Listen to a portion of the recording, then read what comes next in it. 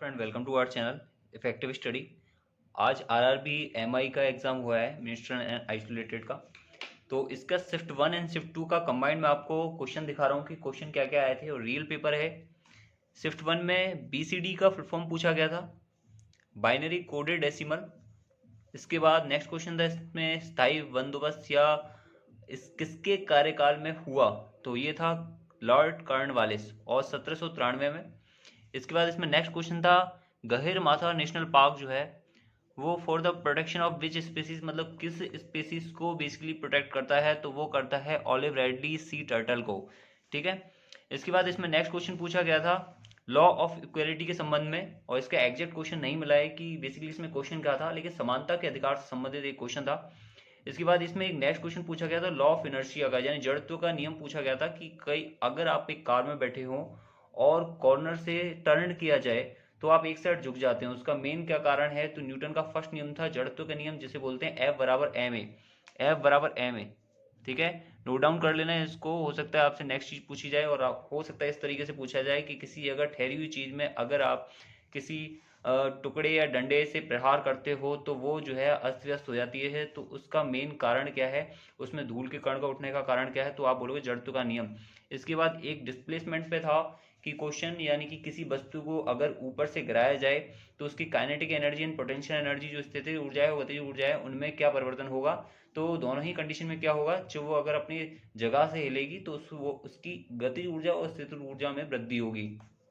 इसके बाद एक नेक्स्ट क्वेश्चन इसमें पूछा गया था कि 2023 का जो एशियन फेडरेशन कप है, एशियन कप वो कहाँ पर आयोजित किए गए, तो वो आयोजित किया गया था चीन में, और ये 18वां एडिशन था। 2019 में एशियन कप जो थे वो यूएई में आयोजित किए गए थे, उस समय जो विनर था वो है जापान। ठीक है। इसके साथ आपसे पूछा गया था कठोर जल को मृदु सॉफ्ट वाटर बनाने के लिए किसका प्रयोग किया जाता है, तो वो किया जाता है वाशिंग सोडा को, Na2CO3.10H2O। ठीक है, सोडियम कार्बोनेट। इसके बाद इसमें नेक्स्ट क्वेश्चन पर चलते हैं। ये शिफ्ट वन के ही क्वेश्चन चल रहे हैं कंप्लीटली। इसमें है एल नीनो किस प्रकार की जलधारा है, ये पूछा गया था। और एल नीनो है गर्म जलधारा। इसमें गर्म जलधारा में और भी हैं, अलास्का जलधारा है, फ्लोरिडा है, और गल्फ स्ट्रीम जलधारा है, मोज़ेम्बिक जलधारा है। तो ये सभी जो है गर्म जलधारा हैं। तो एल नीनो जो इसका राइट आंसर था वो है गर्म जलधारा। इसके बाद आपसे पूछा गया था नेटवर्क टोपोलॉजी के ऊपर, जिसमें आपको ये पता होना चाहिए था कि नेटवर्क जो टोपोलॉजी हैं इनमें से पांचों होती हैं, तो पांचों में से कोई एक ऑप्शन वहां था, तो वही आपका आंसर था। नेटवर्क टोपोलॉजी कौन कौन सी होती है, बस होती है, मैश होती है, स्टार होती है, हाइब्रिड होती है, और रिंग होती है। ये क्या होते हैं, डिफरेंट डिफरेंट कंप्यूटर्स को हम जोड़कर बस टोपोलॉजी में, मैश में या स्टार में या बाकी दो में हम उसका नेटवर्क क्रिएट करते हैं, तो उसको बोलते हैं नेटवर्क टोपोलॉजी। ठीक है जी। इसके बाद इसमें नेक्स्ट क्वेश्चन पूछा गया था कि जस्तीकरण या गल्वेनाइजेशन जो होता है, जो प्रक्रिया होती है जिसमें लोहे पर किसी धातु की परत चढ़ाई जाती है जिससे जंग ना लगे, तो वो कौन सी धातु होती है, वो होती है जिंक। जिंक की वजह से धातु पर जो है किस पर, लोहे पर जंग नहीं लगती।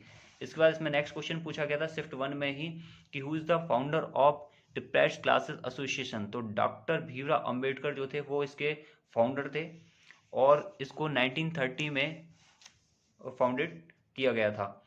इसके बाद पूछा गया था कि बल का जो एसआई मात्रक है वो किस दूसरी विमा के बराबर होता है, तो फोर्स का होता है वेट का। वेट को हम एम जी से डिनोट करते हैं, फोर्स को डिनोट करते हैं एम ए से। यहाँ पर जी जो है वो ग्रेविटेशनल एक्सेलरेशन है, और ए जो है वो नॉर्मल एक्सेलरेशन है, तो इसलिए एम जी जो है वो एम ए के बराबर हो जाता है। तो यहाँ पर जो आंसर आ जाएगा वो क्या होगा, फोर्स। यूआरएल की फुल फॉर्म पूछी गई थी, यूनिफॉर्म रिसोर्स लोकेटर, और इस एग्जाम में देखा गया है कि दोनों शिफ्टों में मेनली फुल फॉर्म जो है वो अक्सर पूछी गई हैं, स्पेशली कंप्यूटर की साइड से। तो मैं आपको अलग से कंप्यूटर की जितनी फुल फॉर्म बनती हैं वो एग्जाम में आने लायक, वो मैं आपको अलग से करा दूंगा। नॉन कॉपरेशन मूवमेंट जो है, असहयोग आंदोलन, वो कब स्थापित हुआ था, कब स्टार्ट हुआ, 5 सितंबर 1920 को स्टार्ट हुआ, और महात्मा गांधी द्वारा स्टार्ट किया गया। अच्छा, इसमें आपसे अगर ये पूछता है कि वो खत्म कब हुआ था, तो एक जो चौकी थी उसको जला दिया गया था 1922 में, तो फरवरी 1922 में इसको जो असहयोग आंदोलन था उसको वापस ले लिया गया था।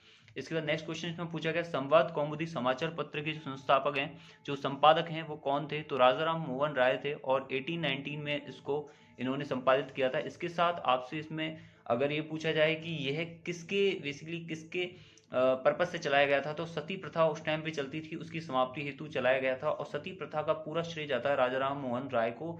इन्होंने ही इसको समाप्त करने में अपना पूरा जीवन बिताया। अच्छा, इसके साथ इसमें नेक्स्ट क्वेश्चन इसमें पूछा गया था कि कर्क रेखा जो है इंडिया में किन स्टेट से गुजरती है, या फिर हो सकता है ये क्वेश्चन पूछा गया हो कि कितनी स्टेट से गुजर सकती है, क्योंकि जो क्वेश्चन देखा गया है वो इतना ही देखा गया था। तो आपसे अगर ये पूछा गया है कि कितनी स्टेट से गुजरती है तो आप कहोगे 8। और कौन कौन सी स्टेट है इसमें? गुजरात है, राजस्थान है, मध्य प्रदेश है, छत्तीसगढ़, झारखंड, वेस्ट बंगाल, पश्चिम बंगाल, त्रिपुरा और मिजोरम। 8 स्टेट हैं, बहुत इंपॉर्टेंट है। प्लीज इस सेशन को लाइक करके जरूर शेयर कर देना और बेल आइकन को प्रेस कर लेना। नेक्स्ट जब आपका एग्जाम होगा तब आप उससे संबंधित क्वेश्चन मैं आपको अपलोड कर दूंगा। और एक इंपॉर्टेंट बात है, जितना हो सकता है देख कर जाना, आरआरबी, एनटीपीसी और बाकी दूसरी शिफ्ट के बच्चे भी। फर्स्ट जनरेशन कंप्यूटर, ये अभी भी शिफ्ट 1 का ही चल रहा है। फर्स्ट जनरेशन कंप्यूटर लैंग्वेज जो है वो कौन सी थी? तो उसमें मशीनी भाषा का प्रयोग किया गया था। 1946 से 1959 तक इसका टाइम था। और इसमें एक इंपॉर्टेंट बात कि इसमें जो यूज की गई थी वो थी वैक्यूम ट्यूब। वैक्यूम ट्यूब को यूज किया गया था। तो ये जो क्वेश्चन है ये बहुत इंपॉर्टेंट है, हो सकता है किसी न किसी शिफ्ट में फिर से पूछा जाए। और मैं आपको प्रीवियस ईयर पेपर के सेशन करा रहा हूँ इसलिए क्योंकि वो क्वेश्चन कहीं ना कहीं रिपीट हो रहे हैं। परमाणु द्रव्यमान समान है और अगर उसका क्रमांक भिन्न है तो उसको हम बोलेंगे समभारिक। ठीक है जी।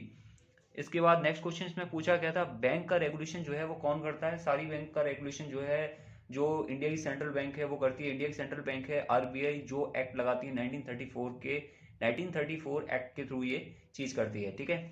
इसके बाद अगर आपसे ये भी पूछा जाए कि इंडिया का सेंट्रल बैंक कौन सा है तो उसको आप कहोगे RBI, not SBI. Okay. Raw material से बनाई गई जो वस्तु हैं वो किस क्षेत्र से संबंधित होती हैं? तो रॉ मटेरियल जो है वो एक प्रारंभिक चरण है, तो डेफिनेटली वो प्रारंभिक क्षेत्र से संबंधित होगी, प्राइमरी सेक्टर से। इसके बाद जो है आपका ये जो प्राइमरी सेक्टर है इसमें आपके मछली पालन है, कृषि क्षेत्र है, ये सभी चीजें आ जाती हैं। सेकेंडरी क्षेत्र जो है आपके उसमें आप उद्योग आ जाते हैं। और टर्सरी जो क्षेत्र है उसमें आपके परिवहन वगैरह से संबंधित या बैंकिंग वगैरह से संबंधित क्षेत्र आ जाते हैं। गर्म या ठंडे जल में क्या विलय नहीं होता? तो आप ये कहोगे धातु जो है जिंक वो गर्म या ठंडे जल में विलय नहीं होती। इसके बाद इसमें नेक्स्ट क्वेश्चन पूछा गया था कि दिल्ली में जो भूले बिसरे दीवानों की याद में एक संग्रहालय बनवाया गया है उसका नाम क्या है? तो उसका नाम है आज़ादी के दीवाने, जिसको अभी इनॉग्रेट किया है 6 मार्च को। इसके बाद इसमें नेक्स्ट क्वेश्चन पूछा गया था शिफ्ट 1 में ही, वेस्ट टू एनर्जी पावर से चलने वाली भारत का पहला मेट्रो प्रोजेक्ट कौन सा है? तो आप इसका आंसर करोगे Delhi metro project. Delhi metro project जो था वो वेस्ट टू एनर्जी पावर से चलने वाला भारत का पहला प्रोजेक्ट था। तो इसलिए बहुत इंपॉर्टेंट, मैंने आपको बताया भी है, जो फर्स्ट चीजें रही हैं स्पेशली इंडिया की वो तो आपको एनी हाउ करके ही जाना है। इसके बाद इसमें नेक्स्ट क्वेश्चन है किस रोग का टीका नहीं लगाते? हाथी पांव है उस रोग का टीका नहीं लगाया जाता। और आपको एक एडिशनल इन्फॉर्मेशन की जो टीबी है, टीबी के लिए बीसीजी का टीका लगाया जाता है। और यहाँ हाथी पांव इसका आंसर था, हाथी पांव का कोई टीका नहीं लगाया जाता। ओके। तो आप एक चीज इंपॉर्टेंट है कि आपको जितने क्वेश्चन मैं प्रीवियस ईयर पेपर के करा रहा हूँ वो तो आपको करके जाने ही है। और इस सेशन को प्लीज लाइक करके जितना हो सकता है उतना शेयर जरूर करना। और नीचे कमेंट बॉक्स में बताना कि आपको कौन सा टॉपिक ऐसा है जो प्रॉब्लम कर रहा है, मैं डेफिनेटली उसको सबसे पहले आपको बता दूंगा। सबसे ज्यादा थोरियम किस राज्य में है? शिफ्ट 1 का ये क्वेश्चन था तो केरल में है। इसके साथ एडिशनल ये बात आप नोट कर लेना कि अगर आपसे पूछता है कि यूरेनियम किस में है तो फर्स्ट आप बोलोगे आंध्र प्रदेश। इसके बाद मैग्नीज की पूछता है या फिर क्रोमाइट की या निकल की या बॉक्साइट की, ठीक है, तो आप उसका आंसर करोगे उड़ीसा। ठीक है। सबसे ज्यादा स्टोरेज क्षमता की पूछा है कि इनमें से स्टोरेज क्षमता सबसे ज्यादा किसकी होती है? तो एक ऑर्डर में इसको अरेंज कर दिया गया है, ध्यान से देख लो। ये केबी है, किलोबाइट, इसके बाद है megabyte, gigabyte, terabyte, petabyte, exabyte और ये है आपके जेटाबाइट हियन एटाबाइट। ओके। अगर आपसे इस क्रम में आपसे कुछ भी पूछा जाता है कि पेटाबाइट इज टेराबाइट से ज्यादा बड़ी है या छोटी है तो आप इसका आंसर कर सकते हो इस क्रम में देख के। इसके बाद रॉ एंड कॉलम पूछा है कि एमएस के किस फॉर्मेट में रॉ एंड कॉलम पाए जाते हैं? तो एक्सेल में होते हैं या पावर पॉइंट में या किस में? तो आप कहोगे एक्सेल। एक्सेल जो फॉर्मेट होता है स्प्रेडशीट का वो आप रॉ एंड कॉलम उसमें देखते हो। एमआईसीआर की फुल फॉर्म पूछिए, फुल फॉर्म लगभग आप 3 से 4 क्वेश्चन पूछे गए हैं हर शिफ्ट में। एमआईसीआर की फुल फॉर्म होती है मैग्नेटिक इंक कैरेक्टर रिकॉग्निशन। अच्छा, ये कहाँ पर मिलेगा आपको? आप चेक में देखते हो तो चेक में ये आपको एमआईसीआर डिनोटेड मिलेगा। ओके।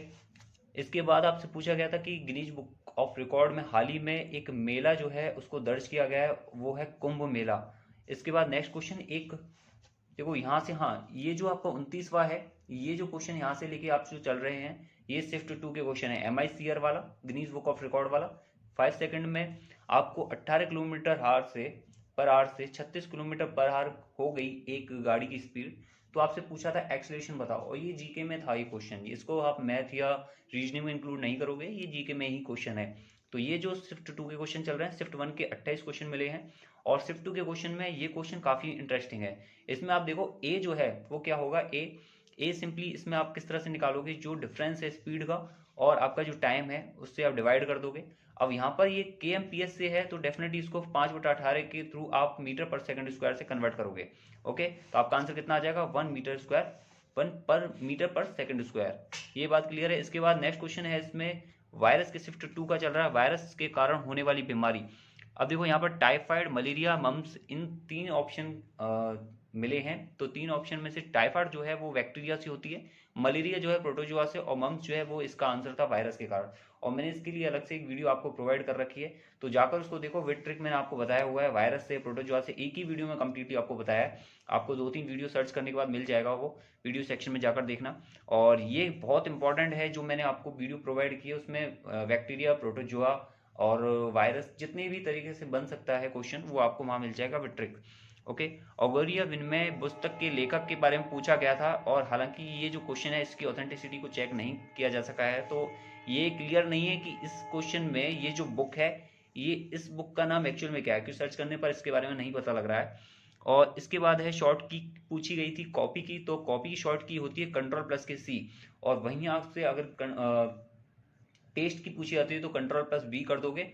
और इसके साथ अगर आपसे कट की पूछी जाती है तो कट में आप करोगे कंट्रोल प्लस एक्स, ठीक है। अगर आपसे पेस्ट की पूछी जाती है तो आप आंसर करोगे कंट्रोल प्लस वी, ये है एक्स, ठीक है।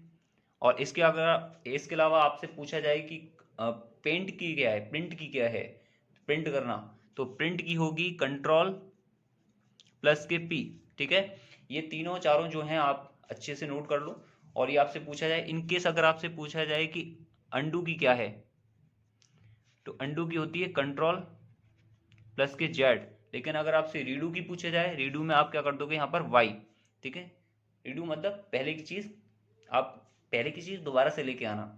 अब यहाँ पर आपसे पूछा गया था रोम फुल फॉर्म क्या है रोम की, तो रीड ओनली मेमोरी। अगर आपसे पूछा जाए कि रैम की फुल फॉर्म क्या है, तो आप आंसर करोगे रैंडम एक्सेस मेमोरी। ये शिफ्ट 2 के क्वेश्चन चल रहे हैं, ये ऑथेंटिक क्वेश्चन है। तो प्लीज़ गाइज, इनको जितना हो सकता है आप वीडियो को लाइक करना और शेयर कर देना। और आपका अगर शिफ्ट में एग्जाम है नेक्स्ट में, तो आप itsomsolution@gmail.com पर आप उनको हैंड रिटन फॉर्म में लिखकर अपने नाम के साथ सेंड करना, जरूर करना, ठीक है। वर्ल्ड एनवायरमेंटल डे आपसे पूछा गया था, तो 5 जून को है।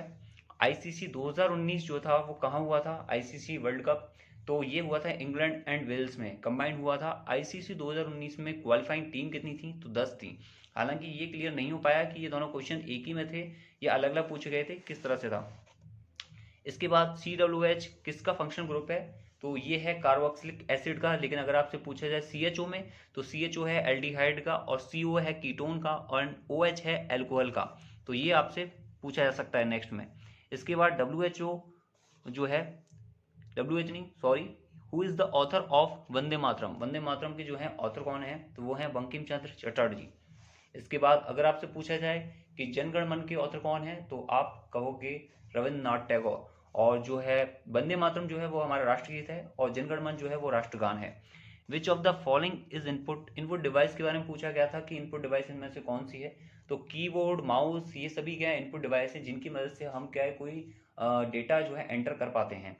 इसके बाद ये है किसी वर्ष में देश के अंदर उत्पादित कुल वस्तुओं के अंतिम मूल्य को क्या कहा। देखो ये बेसिकली क्या है, ये क्वेश्चन मतलब क्लियर नहीं हो पाया था कि क्वेश्चन है क्या, और इसमें NDP, GDP यानी कि ग्रॉस डोमेस्टिक प्रोडक्ट या नेशनल डोमेस्टिक प्रोडक्ट या इन नेट नेशनल प्रोडक्ट, इनके बारे में कुछ आपको लाइंस दी हुई थी, और ये इनसे कनेक्टेड फॉर्म था, ठीक है।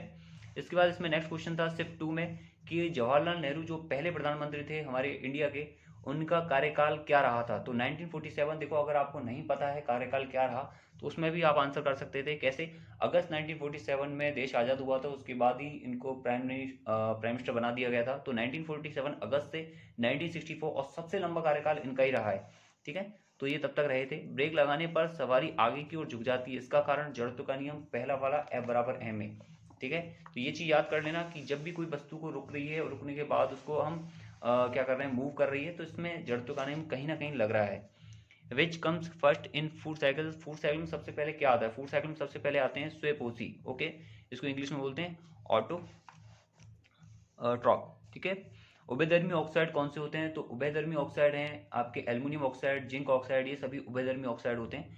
हैदराबाद, तेलंगाना, दिसपुर, इस तरह से कनेक्ट करना था, तो हैदराबाद जो है वो तेलंगाना से कनेक्ट है। वैसी असम की क्या है, दिसपुर, ये राजधानी है दिसपुर असम की, सेम हैदराबाद तेलंगाना के लिए। इसके बाद है अरावली, तो अरावली का जो हाईएस्ट पॉइंट है इसमें पूछा गया था, तो आपसे अरावली का हाईएस्ट पॉइंट राजस्थान में है, गुरु शिखर, माउंट एवरेस्ट पर, और ये है आपके सिरोही पे माउंट, ठीक है। और इसमें क्या है, माउंट आबू पर, सॉरी माउंट एवरेस्ट नहीं, माउंट आबू, और ये आपके सिरोही राज्य में, राजस्थान में, ठीक है। गुरु शिखर सबसे हाईएस्ट पॉइंट है, पीक, और लगभग 8 किलोमीटर इसकी ऊंचाई है, 8000 metre. Which factor does not causes global warming, यानी किस फैक्टर की वजह से ग्लोबल वार्मिंग जो है उसको इफेक्ट नहीं होता है, तो पेड़ों की कटाई, जीवाश्म ईंधन का दुरुपयोग या यातायात प्रदूषण वगैरह, ये बहुत सारे फैक्टर हैं जिनकी वजह से ग्लोबल वार्मिंग पे कोई फर्क नहीं पड़ता है। इसके बाद नेक्स्ट क्वेश्चन है, पर्यावरण के लिए हानिकारक नहीं है, या लैंडस्केपिंग जो होती है उससे पर्यावरण को कोई नुकसान नहीं होता है। भारत में सबसे ज्यादा प्रदूषण का कारण क्या माना जाता है, तो वनों की कटाई, सीएनजी, सीएफसी, तो ये सभी जो हैं वो भारत में सबसे ज्यादा प्रदूषण के कारण हैं। सबसे बड़ा विंड फार्म कहाँ स्थित है, तो वो है कर्नाटका, महाराष्ट्र, यूपी, तमिलनाडु में। कहाँ पर, तमिलनाडु, इसका आंसर हो जाएगा। 4 ऑप्शन दिए गए थे उसमें, सबसे बड़ा विंड फार्म जो है वो तमिलनाडु में है। श्रीलंका किस ओशन में स्थित है, तो आप उसका आंसर करोगे इंडियन ओशन, हिंद महासागर में। इसके साथ इसमें एक क्वेश्चन ऐड कर लेना, श्रीलंका और इंडिया के बीच में जिस संधि से ये दोनों कनेक्टेड हैं उसको बोलते हैं पाक जल संधि, पाक जल डमरू मध्य भी बोल सकते हो या पाक स्ट्रेट भी बोल सकते हो, ये आंसर ध्यान रखना ये चीज, ओके। इसके बाद इसमें कुछ क्वेश्चन और हैं जो शिफ्ट 2 में थे। पशु और पौधों में वसा का हाइड्रोलाइसिस करना क्या कहलाता है, ये क्वेश्चन था, इसका आंसर नहीं मिला, आप एक बार चेक कर लेना। इसके बाद ये पूछा गया था, जब हम किसी वेब पेज को ओपन करते हैं तो जो फ्रंट पेज होता है उसको क्या बोलते हैं, तो उसको बोलते हैं होम पेज, ठीक है। इसके बाद यूनिवेक की आपसे फुल फॉर्म पूछी थी, यूनिवर्सल ऑटोमेटिक कंप्यूटर, ठीक है। आप इसको ढंग से पढ़ लेना, हो सकता है एग्जाम में, नेक्स्ट एग्जाम में आपसे क्वेश्चन पूछा जाए। अगर आपका एग्जाम नेक्स्ट शिफ्ट में है तो डेफिनेटली उसको आप क्वेश्चन को, अगर जो भी आपके मेमोरी में क्वेश्चन हो वो आप अपने नाम के साथ itsomsolution@gmail.com पर सेंड जरूर करना, ओके। और बाकी जो भी बच्चे एनटीपीसी की तैयारी कर रहे हैं या दूसरे एग्जाम के लिए तैयारी कर रहे हैं जो आरआरबी से संबंधित है या आपके किसी स्टेट एग्जाम से संबंधित है जो आपके स्टैटिक जीके को कवर करता है, तो 9 PM पर मैं आपको एक सेशन प्रोवाइड करता हूँ, जरूर देखना। Thank you, good luck, best of luck, okay. और वीडियो को आप लाइक कर देना।